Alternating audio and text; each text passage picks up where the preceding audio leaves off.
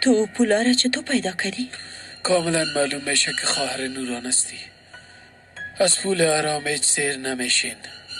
شما با پول حرام خو گرفتین خانم.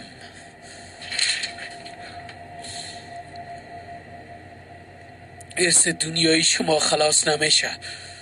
چقدر انسانهای بی حیثیت و بی وجدان هستین خانم سلطانه.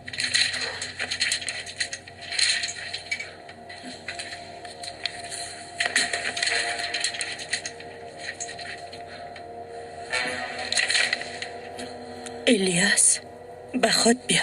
این پولای تا بگی و از این خانه بیرون شو. گم شو. بگی اینا را بگی تمامش از تو باشه. در زیر بالشتت بان که در قبر کارت میایه.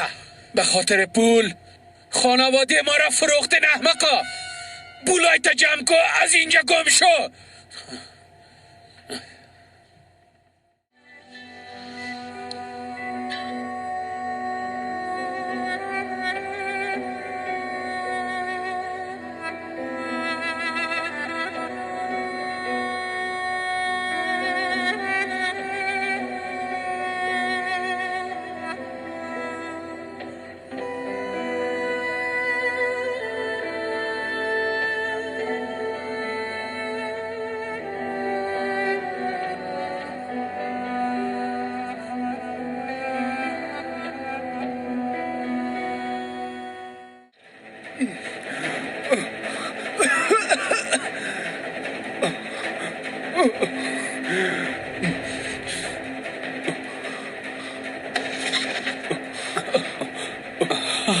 چی شده اردا؟